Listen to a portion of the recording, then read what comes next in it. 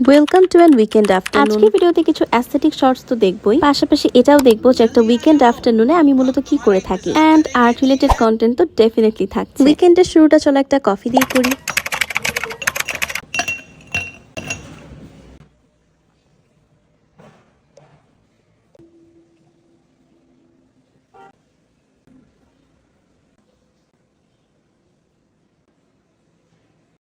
এই হলো আমার গরিবের iced coffee. I am so sorry, আমার ওরকম সুন্দর কোনো সেট আপ নেই, বা আমি হয়তো খুব অ্যাস্থেটিক্যালি তোমাদেরকে প্রেজেন্টও করতে পারলাম না। I try to keep it like as it is, fancy কিছু না, একদমই সিম্পল। আর উইকেন্ডে এইটা আমার রেগুলার অ্যাক্টিভিটি যে আমি যে কোনো একটা কার্টুন শো দেখতে দেখতে খাওয়া দাওয়া করি। And today is my Doraemon day.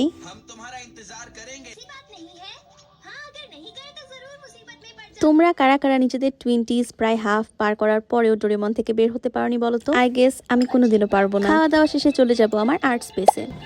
So here is my new texture art loading.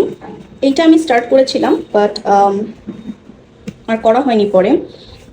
Texture সিরিজের লাস্টের দিকে আমি পেন্টিংটা রাখবো বলে ভাবছিলাম, বাট মনে হচ্ছে আজকে যেহেতু আমি ফ্রি আছি আজকে আমি কাজটা করি। তো প্রথমে টেক্সচার আর্ট করতে আমাদের লাগবে একটা ভালো কোয়ালিটির টেক্সচার পেস্ট। তোমাদের কাছে যদি পাইপিং ব্যাগ না থাকে তোমরা আমার মতো পলিথিনে ইনসার্ট করে কাজ করতে পারো। এইটা আমার করা সব থেকে বড় ক্যানভাসের কাজ হতে যাচ্ছে। আমি শুরুতেই অফ ক্যামেরাতে মোটামুটি একটা স্কেচ করে নিয়েছিলাম। আচ্ছা, এখানে একটা কথা বলি, আমি না ভুল পলিথিন সিলেক্ট করেছি। তোমরা হয়তো দেখছো যে আমি একটু স্ট্রাগল করছি। আমি তোমাদের এই পেইন্টিং এর ডিটেল ভিডিওতে একদম সব বলে দিব যে কিভাবে করলে তোমরা কোনো হ্যাসেল ছাড়াই করতে পারবে। আমি আমার বিকাল বেলাতে মূলত পুরো পেইন্টিং এর টেক্সচারটা কমপ্লিট করে ফেলি, আর তারপরে এক কাপ চা খেতে খেতে আজকের মতো বিদায় নিচ্ছি।